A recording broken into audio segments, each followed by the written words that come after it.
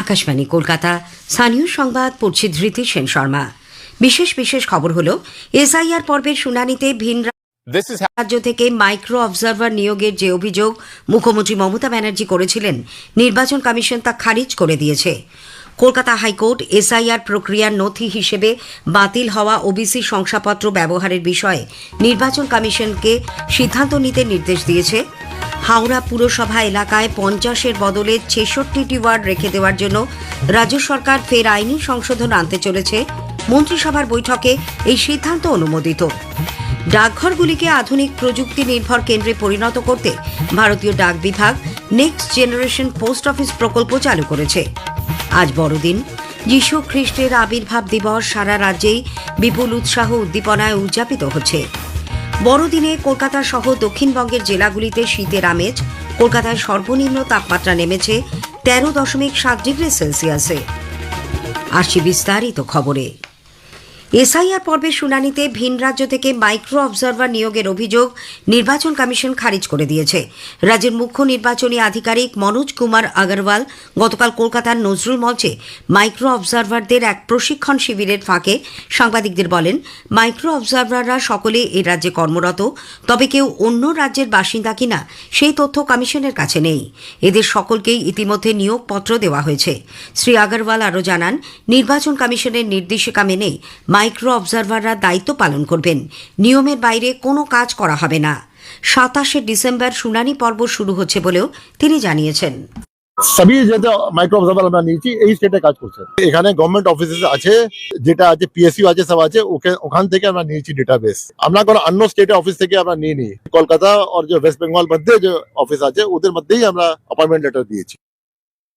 উল্লেখ্য, মুখ্যমন্ত্রী মমতা ব্যানার্জি সম্প্রতি ভিন রাজ্য থেকে মাইক্রো অবজারভার নিয়োগ করা হচ্ছে বলে অভিযোগ করেছিলেন। শিবিরে উপস্থিত বিশেষ রোল অবজারভার সুব্রত গুপ্ত জানান, যাদের ক্ষেত্রে শুনানির প্রয়োজন রয়েছে শুধুমাত্র তাদের কাছে নোটিশ পাঠানো হচ্ছে। এই বিষয়ে কোনো বিভ্রান্তির অবকাশ নেই। এসআইআর প্রক্রিয়ার শুনানির ওপর নজরদারির জন্য নির্বাচন কমিশন 4,500-এর বেশি মাইক্রো অবজারভার নিয়োগ করেছে। নজরুল মঞ্চে গতকাল 2 দফায় তাদের প্রশিক্ষণ দেওয়া হয়। এদিকে রাজ্যে আসন্ন বিধানসভা ভোটের প্রস্তুতি নিয়ে আগামী 5ই জানুয়ারি নির্বাচন কমিশন এক উচ্চ পর্যায়ের বৈঠকের ডাক দিয়েছে।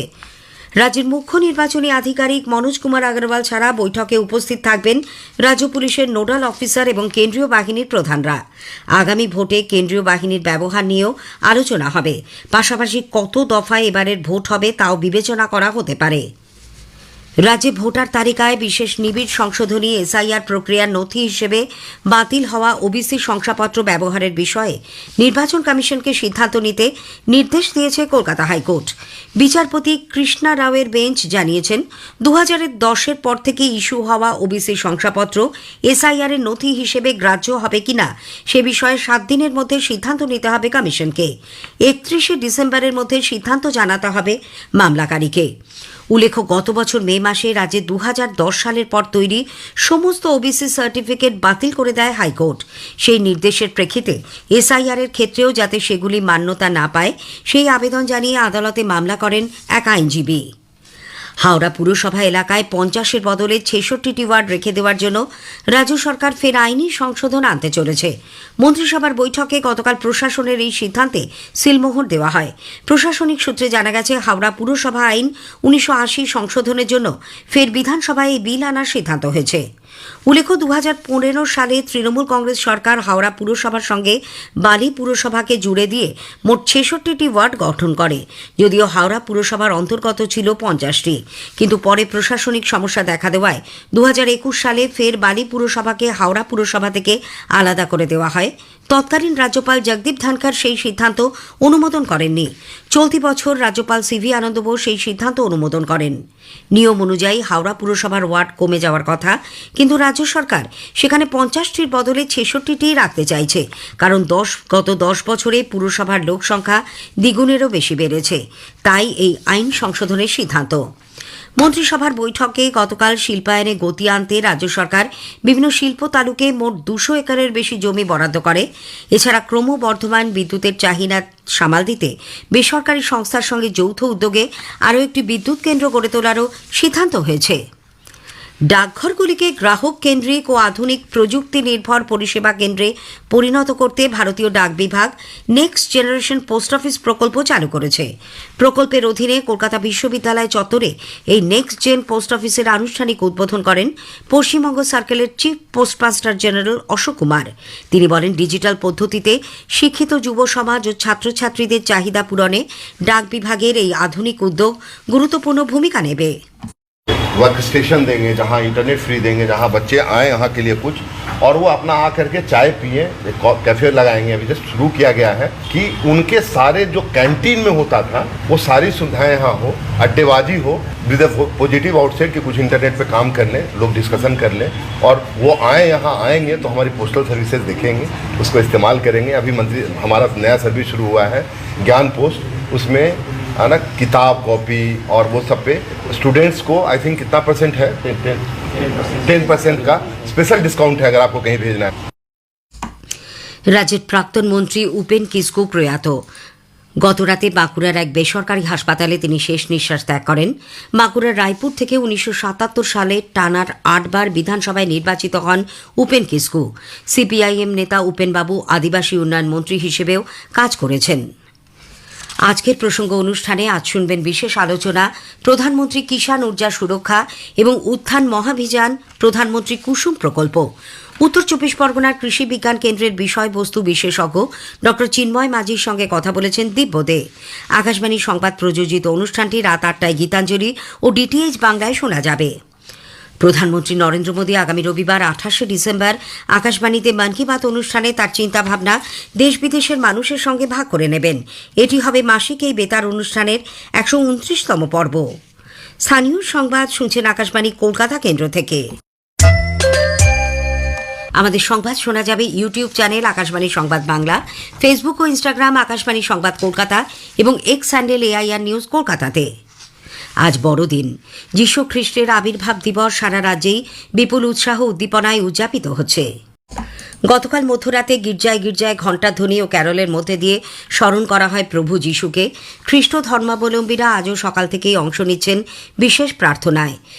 আলোয় মালায় সেজে উঠেছে পার্ক স্ট্রিট ও বো ব্যারাক এলাকা। একটি প্রতিবেদন। আবহাওয়া দপ্তরের পূর্বাভাস ছিলই, সেই সঙ্গে রাজ্যবাসীর প্রত্যাশা পূরণ করে শীত এখন লেপ কম্বলের সঙ্গে পাল্লা দিচ্ছে। এ মাসের 18 তারিখ মুখ্যমন্ত্রীর পার্ক স্ট্রিটের অ্যালেন পার্কে ক্রিসমাস কার্নিভালের উদ্বোধনের মধ্যে দিয়েই সূচনা হয় বড়দিনের উৎসবের। যদিও নিরাপত্তার কারণে গতকাল ও আজ অ্যালেন পার্ক বন্ধ থাকার কথা আগেই জানিয়েছে প্রশাসন। বড়দিন উপলক্ষে প্রতিটি গির্জা যেমন সাজানো হয়েছে, তেমনি চিরাচরিত ঐতিহ্য মেনে ধর্ম বর্ণ নির্বিশেষে মানুষ অংশ নিয়েছেন উৎসবে। রাজ্য তথ্য ও সংস্কৃতি দপ্তরের উদ্যোগে আজ থেকে শুরু হচ্ছে বাংলা সঙ্গীত মেলা ও বিশ্ব বাংলা লোক সংস্কৃতি উৎসব। ইতোমধ্যেই শুরু হয়ে গেছে বিধানসভার পুষ্প প্রদর্শনী ও কলকাতা প্রেস ক্লাবে গ্রাম কৃষ্টি উৎসব। দিনভর পিকনিক, ক্রিসমাস ক্যারল ও সন্ধ্যাকালীন বিচিত্রানুষ্ঠানে পাহাড় থেকে সাগর বড়দিনের উৎসবে জমজমাট। অভিজিৎ চক্রবর্তী, আকাশবাণী সংবাদ, কলকাতা। বড়দিন উপলক্ষে পার্ক স্ট্রিট সহ গোটা কলকাতায় পুলিশি নিরাপত্তা জোরদার করা হয়েছে। যাত্রীদের সুবিধার্থে বিশেষ বাস চালানোর পরিকল্পনা নেওয়া হয়েছে। মেট্রো রেলও বিশেষ পরিষেবা দিচ্ছে। বড়দিনে কলকাতা সহ দক্ষিণবঙ্গের জেলাগুলিতে শীতের আমেজ। চলতি সপ্তাহে এই প্রথম কলকাতায় সর্বনিম্ন তাপমাত্রা নামল স্বাভাবিকের নিচে। আলিপুরে আজ সকালে সর্বনিম্ন তাপমাত্রা রেকর্ড করা হয় 13.7 ডিগ্রি সেলসিয়াস, স্বাভাবিকের তুলনায় যা প্রায় 1 ডিগ্রি কম। শেষ করার আগে স্থানীয় সংবাদের বিশেষ কিছু অংশ আরও একবার। এসআইআর পর্বের শুনানিতে ভিন রাজ্য থেকে মাইক্রো অবজারভার নিয়োগের যে অভিযোগ মুখ্যমন্ত্রী মমতা ব্যানার্জি করেছিলেন, নির্বাচন কমিশন তা খারিজ করে দিয়েছে। রাজ্যের প্রাক্তন মন্ত্রী উপেন কিসকু প্রয়াত। স্থানীয় সংবাদ শেষ হল। আকাশবাণী খবর পড়ছে প্রিয়া বিশ্বকর্মা। প্রথমে বিশেষ খবর। প্রধানমন্ত্রী নরেন্দ্র মোদী আজ প্রাক্তন প্রধানমন্ত্রী অটল বিহারী বাজপেয়ীর জন্মবার্ষিকী উপলক্ষে বেশ কিছু কর্মসূচি নিয়ে লখনৌ যাচ্ছেন। প্রাক্তন উপরাষ্ট্রপতি ভেঙ্কাইয়া নাইডু নতুন দিল্লিতে অটল স্মৃতি ন্যাস সোসাইটির সভাপতি নির্বাচিত হয়েছেন। দেশে ম্যালেরিয়া আক্রান্তের সংখ্যা 80%-এরও বেশি কমেছে বলে স্বাস্থ্য ও পরিবার কল্যাণ মন্ত্রী জেপি নাড্ডা জানিয়েছেন। কেন্দ্রীয় মন্ত্রিসভা দিল্লি মেট্রো সম্প্রসারণের অঙ্গ হিসেবে 3টি নতুন করিডোর স্থাপনের বিষয়টি অনুমোদন করেছে। বিশ্বজুড়ে আজ বড়দিন উদযাপিত হচ্ছে। চার্চগুলিতে চলছে বিশেষ প্রার্থনা। ভারতীয় পুরুষ হকি দলের vice captain Hardik Singh major Dhyanchand Khel সম্মানের জন্য মনোনীত হয়েছেন। আজ সেই বিস্তারিত খবরে প্রধানমন্ত্রী নরেন্দ্র মোদী আজ প্রাক্তন প্রধানমন্ত্রী ভারতরত্ন অটল বিহারী বাজপেয়ীর 101তম জন্মবার্ষিকী উপলক্ষে বেশ কিছু কর্মসূচি নিয়ে লখনৌ যাচ্ছেন। দুপুরে প্রধানমন্ত্রী রাষ্ট্র প্রেরণা স্থলের উদ্বোধন করবেন। এই উপলক্ষে একটি জনসভায় ভাষণও দেবেন তিনি। স্বাধীন ভারতের প্রখ্যাত ব্যক্তিত্বদের স্মৃতিতে তাদের জীবন ও আদর্শকে সম্মান জানাতেই এই রাষ্ট্র প্রেরণা স্থল নির্মিত হয়েছে। 65 একর এলাকা জুড়ে প্রায় 230 কোটি টাকা ব্যয়ে এটি গড়ে তোলা হয়েছে। রয়েছে ডক্টর শ্যামাপ্রসাদ মুখার্জি, পণ্ডিত দীনদয়াল উপাধ্যায় এবং অটল বিহারী বাজপেয়ীর 65 ফুট উঁচু ব্রোঞ্জের মূর্তি। দেশ গঠন এবং জনজীবনে তাদের গুরুত্বপূর্ণ অবদানকে স্মরণে রেখেই এই উদ্যোগ। প্রাক্তন উপরাষ্ট্রপতি এম ভেঙ্কাইয়া নাইডু নতুন দিল্লিতে অটল স্মৃতি ন্যাস সোসাইটির সভাপতি নির্বাচিত হয়েছেন। সোসাইটির প্রতিষ্ঠাতা সদস্য রাম বাহাদুর রায় প্রধানমন্ত্রী নরেন্দ্র মোদী সহ অন্য সদস্যদের সঙ্গে আলোচনার পর শ্রী নাইডুর নাম প্রস্তাব করেন। এম ভেঙ্কাইয়া নাইডুর সরকারি বাসভবনে এক বৈঠকে তাকে আনুষ্ঠানিকভাবে সভাপতি নির্বাচিত করা হয়। শ্রী নাইডু এরপর সোসাইটির অন্য সদস্যদের সঙ্গে আলাপ আলোচনা করে পরিচালন সমিতি এবং কার্যনির্বাহী কমিটি গঠন করবেন। উল্লেখ্য, শ্রী নাইডু বীজ কুমার মালহোত্রার স্থলাভিষিক্ত হলেন। সম্প্রতি তিনি প্রয়াত হন। দেশে ম্যালেরিয়া আক্রান্তের সংখ্যা 80%-এরও বেশি কমেছে এবং মৃত্যুহার 78% হ্রাস পেয়েছে বলে স্বাস্থ্য ও পরিবার কল্যাণ মন্ত্রী জেপি নাড্ডা জানিয়েছেন। নতুন দিল্লিতে আয়োজিত advancing public health outcomes forum 2025-এ যোগ দিয়ে শ্রী নাড্ডা বলেন, 30,000-এরও বেশি আয়ুষ্মান আরোগ্য মন্দির জাতীয় গুণমান নিশ্চিতকরণ NQAS শংসাপত্র পেয়েছে। সরকার প্রতি 2000 জনসংখ্যার জন্য একটি আয়ুষ্মান আরোগ্য মন্দির স্থাপনের লক্ষ্যমাত্রা নিয়েছে। ভারতে যক্ষ্মা আক্রান্তের সংখ্যাও 21% কমেছে। প্রসবকালীন মৃত্যু হ্রাস এবং সদ্যজাত শিশুর স্বাস্থ্য নিয়েও ভারতের সাফল্যের কথা তুলে ধরেন তিনি। আয়ুষ্মান ভারত প্রধানমন্ত্রী জন আরোগ্য যোজনার ফলে লক্ষ লক্ষ পরিবার উপকৃত হয়েছে বলে শ্রী নাড্ডা উল্লেখ করেন। দক্ষতা উন্নয়ন মন্ত্রী জয়ন্ত চৌধুরী সরকার, শিল্প, শিক্ষা প্রতিষ্ঠানগুলিতে কৃত্রিম বুদ্ধিমত্তা বা AI এর ব্যবহার এবং এ সংক্রান্ত দক্ষতা বৃদ্ধির ওপর জোর দিয়েছেন। তিনি বলেছেন, দেশের প্রশিক্ষণ ব্যবস্থা এবং বাস্তব চাহিদার মধ্যে সঙ্গতি রাখতেই এই ব্যবস্থার প্রয়োজন। নতুন দিল্লিতে AI প্রশিক্ষণ নিয়ে এক বৈঠকে শ্রী চৌধুরী বলেন, শিক্ষা, কর্মমুখী প্রশিক্ষণ ইত্যাদি ক্ষেত্রে AI এর অন্তর্ভুক্তি বিশ্ব অর্থনীতিতে বিকশিত ভারতের স্থান আরও শক্তিশালী করবে। মন্ত্রী ইন্ডিয়া AI মিশনের ফিউচার স্কিলস এবং অন্যান্য গুরুত্বপূর্ণ উদ্যোগগুলি পর্যালোচনা করেন। মন্ত্রকের তরফে এক বিবৃতিতে জানানো হয়েছে, স্বাস্থ্য পরিষেবা, ম্যানুফ্যাকচারিং, গবেষণা সব ক্ষেত্রে AI এর ব্যবহার এবং এ সংক্রান্ত নীতি নির্দেশিকা তৈরির ওপরেও বৈঠকে আলোচনা হয়েছে। কেন্দ্রীয় মন্ত্রিসভা দিল্লি মেট্রো সম্প্রসারণের অঙ্গ হিসেবে 3টি নতুন করিডোর স্থাপনের বিষয়টি অনুমোদন করেছে। মেট্রোর পঞ্চম এই সম্প্রসারণ প্রকল্পের জন্য খরচ পড়বে 12,015 কোটি টাকা। এই করিডোরগুলি হল RK আশ্রম মার্গ থেকে ইন্দ্রপ্রস্থ, এয়ারোসিটি থেকে এয়ারপোর্ট, 1 নম্বর টার্মিনাল এবং তুঘলকাবাদ থেকে কালিন্দী কুঞ্জ। মন্ত্রিসভার বৈঠকের পর তথ্য ও সম্প্রচার মন্ত্রী অশ্বিনী বৈষ্ণব সাংবাদিকদের বলেন, 13টি নতুন মেট্রো স্টেশন তৈরি করা হবে। এই সম্প্রসারণের ফলে দিল্লি মেট্রো নেটওয়ার্কের দৈর্ঘ্য হবে 400 কিলোমিটারেরও বেশি। ये जो 3 आज कॉरिडोर्स अप्रूव हुए हैं, रामकृष्णा आश्रम RK आश्रम मार्ग से Indraprastha 9.9 kilometres at an investment of 9,570 crores, Aerocity to airport terminal 1 2.3 kilometres 1,419 crores, Tughlakabad to Kalindi Kunj 3.9 kilometres 1,024 crore।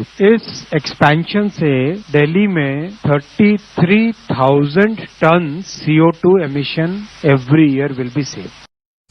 তিনি আরও বলেন, মেট্রো রেল সম্প্রসারণের ফলে 60,000 অফিস যাত্রী ছাড়াও 2 লক্ষ সাধারণ মানুষ প্রতিদিন উপকৃত হবেন। গত 11 বছরে মেট্রো চলাচলের ক্ষেত্রে বৈপ্লবিক পরিবর্তন হয়েছে বলেও উল্লেখ করেন তিনি। প্রধানমন্ত্রী বলেছেন, দিল্লির পরিকাঠামোর ব্যাপক উন্নতি হয়েছে। সামাজিক মাধ্যমে এক বার্তায় তিনি জানান, দিল্লির মেট্রোর অংশ হিসেবে 3টি নতুন করিডোরের জন্য মন্ত্রিসভার অনুমোদন দিল্লি মেট্রো নেটওয়ার্ককে প্রসারিত করবে। এর ফলে জীবনযাত্রার স্বাচ্ছন্দ্য বৃদ্ধি পাবে এবং যানজট কমবে। আজকের প্রসঙ্গ অনুষ্ঠানে আজ শুনবেন বিশেষ আলোচনা প্রধানমন্ত্রী কিষাণ ঊর্জা সুরক্ষা এবং উত্থান মহাভিযান, প্রধানমন্ত্রী কুসুম প্রকল্প, উত্তর 24 পরগনা কৃষি বিজ্ঞান কেন্দ্রের বিষয়বস্তু বিশেষজ্ঞ ডক্টর চিন্ময় মাঝির সঙ্গে কথা বলেছেন দিব্যদে। আকাশবাণী সংবাদ প্রযোজিত এই অনুষ্ঠানটি রাত 8টায় গীতাঞ্জলি ও ডিটিএইচ বাংলায় শোনা যাবে। এই অনুষ্ঠান আমাদের সোশ্যাল মিডিয়া প্ল্যাটফর্মেও পাওয়া যাবে। প্রধানমন্ত্রী নরেন্দ্র মোদী আগামী রবিবার আকাশবাণীতে মন কি বাত অনুষ্ঠানে তাঁর চিন্তাভাবনা দেশ বিদেশের মানুষের সঙ্গে ভাগ করে নেবেন। এটি হবে মাসিক এই বেতার অনুষ্ঠানের 129তম পর্ব। বেলা 11টা থেকে আকাশবাণী এবং দূরদর্শনের সবকটি চ্যানেল এবং Akashvani news on AIR website, mobile app, প্রধানমন্ত্রীর দপ্তর, তথ্য ও সম্প্রচার মন্ত্রকের ওয়েবসাইট ও ইউটিউব চ্যানেলেও মন কি বাত সম্প্রচারিত হবে। হিন্দিতে এই অনুষ্ঠান সম্প্রচারিত হওয়ার পরই আঞ্চলিক ভাষায় এর তর্জমা শোনা যাবে। খবর শুনছেন আকাশবাণী থেকে। বিশ্বজুড়ে আজ বড়দিন উদযাপিত হচ্ছে। সারা বিশ্বের খ্রিস্টানরা যীশুখ্রিস্টের জন্মবার্ষিকী উপলক্ষে বড়দিন পালন করেন। এই উপলক্ষে মানুষ ক্রিসমাস ট্রি, কাগজের তারা, ফুলের মালা দিয়ে নিজেদের বাড়ি সাজানোর পাশাপাশি উপহার আদান প্রদান করেন। সমস্ত সম্প্রদায়ের গির্জাগুলোতে বড়দিন উপলক্ষে আয়োজন করা হয় বিশেষ উপাসনা অনুষ্ঠানের। চলতি বছর মে মাসে নির্বাচিত হওয়ার পর পোপ চতুর্দশ লিও এই প্রথম বড়দিনের উৎসবে সভাপতিত্ব করছেন। তিনি আজ বড়দিনের বিশেষ প্রার্থনা সভায় অংশ নেবেন। এদিকে বড়দিনের প্রাক্কালে রাষ্ট্রপতি দ্রৌপদী মুর্মু গতকালই দেশবাসীকে শুভেচ্ছা জানান। এক বার্তায় রাষ্ট্রপতি বলেন, ক্রিসমাস আনন্দ ও উদ্দীপনার উৎসব। এই উৎসবের মাধ্যমে সমাজে ভালোবাসা এবং সহানুভূতির বার্তা তুলে ধরা হয়। শ্রীমতী মুর্মু তার বার্তায় উল্লেখ করেন, এই উপলক্ষে মানুষকে শান্তি, সম্প্রীতি, সমতা এবং সমাজের প্রতি দায়বদ্ধতার কথা মনে করিয়ে দেওয়ার এটি একটি বড় সময়। বড়দিনের উৎসবকে কেন্দ্র করে যাত্রী ভিড় সামাল দিতে কলকাতায় মেট্রো রেল আজ নর্থ সাউথ করিডরে পার্ক স্ট্রিট ও ময়দান মেট্রো স্টেশনে প্রবেশ ও প্রস্থানের গেট চিহ্নিত করে দিয়েছে। যাত্রীরা কেবলমাত্র 2 ও 3 নম্বর গেট দিয়ে পার্ক স্ট্রিট স্টেশনে প্রবেশ এবং 1, 6 ও 5 নম্বর গেট দিয়ে বেরিয়ে আসতে পারবেন বলে জানা গেছে। দিল্লির একটি আদালত লালকেল্লা বিস্ফোরণের ঘটনায় 7 অভিযুক্তের বিচার বিভাগীয় হেফাজতের মেয়াদ আরও 15 দিন বাড়িয়ে দিয়েছে। এর ফলে তাদের 8ই জানুয়ারি পর্যন্ত জেলে থাকতে হবে। অভিযুক্ত এই 7 জন doctor Adil Rather, doctor Muzammil Ganai, doctor Shahid Saeed, মৌলবী ইরফান আহমেদ ওয়াগাই, জসির বিলাল ওয়ানি, আমির রশিদ আলী ও সোয়েবকে গতকাল পাতিয়ালা হাউস আদালতে তোলা হলে অতিরিক্ত দায়রা বিচারক প্রশান্ত বর্মা এই নির্দেশ দেন। এসআইআর পর্বের শুনানিতে ভিন রাজ্য থেকে মাইক্রো অবজারভার নিয়োগের যে অভিযোগ পশ্চিমবঙ্গের মুখ্যমন্ত্রী মমতা ব্যানার্জি করেছেন, নির্বাচন কমিশন তা খারিজ করে দিয়েছে। কলকাতার নজরুল মঞ্চে গতকাল মাইক্রো অবজারভারদের প্রশিক্ষণ শিবিরের ফাঁকে রাজ্যের মুখ্য নির্বাচনী আধিকারিক মনোজ কুমার আগরওয়াল জানান, মাইক্রো অবজারভাররা সকলে পশ্চিমবঙ্গে কর্মরত, তবে কেউ অন্য রাজ্যের বাসিন্দা কিনা সে তথ্য কমিশনের কাছে নেই। কেন্দ্রীয় স্বরাষ্ট্র সমবায় মন্ত্রী অমিত শাহ বলেছেন, সরকার কৃষি ও গ্রামীণ উন্নয়নের উপর জোর দিয়েছে। পাঁচকুলায় KRIBHCO আয়োজিত মেগা সমবায় সম্মেলনে তিনি বলেন, সাম্প্রতিককালে কৃষিক্ষেত্রে বাজেট বাড়িয়ে 1,27,000 কোটি টাকা করা হয়েছে। কেন্দ্রীয় কৃষিমন্ত্রী শিবরাজ সিং চৌহান বলেছেন, বিকশিত ভারত জি রামজি প্রকল্পে কেন্দ্র 86,000 কোটি টাকার পরিবর্তে প্রায় 95,000 কোটি টাকা বরাদ্দ করেছে। দুবারের অলিম্পিক পদকজয়ী এবং ভারতীয় পুরুষ হকি দলের vice captain Hardik Singh major Dhyanchand Khel সম্মানের জন্য মনোনীত হয়েছেন। ভারতীয় অলিম্পিক অ্যাসোসিয়েশন IOA এর সহসভাপতি গগন নারাং, প্রাক্তন হকি খেলোয়াড় MM সোমায়া এবং প্রাক্তন ব্যাডমিন্টন খেলোয়াড় অপর্ণা পোপাতকে নিয়ে গঠিত প্যানেল 2025-এর জাতীয় ক্রীড়া পুরস্কারের জন্য প্রাপকদের নাম মনোনীত করেছেন। শেষ করার আগে খবরের বিশেষ কিছু অংশ আরও একবার। প্রধানমন্ত্রী নরেন্দ্র মোদী আজ প্রাক্তন প্রধানমন্ত্রী অটল বিহারী বাজপেয়ীর জন্মবার্ষিকী উপলক্ষে বেশ কিছু কর্মসূচি নিয়ে লখনৌ যাচ্ছেন। প্রাক্তন উপরাষ্ট্রপতি এম ভেঙ্কাইয়া নাইডু নতুন দিল্লিতে অটল স্মৃতি ন্যাস সোসাইটির সভাপতি নির্বাচিত হয়েছেন। খবর শেষ হলো।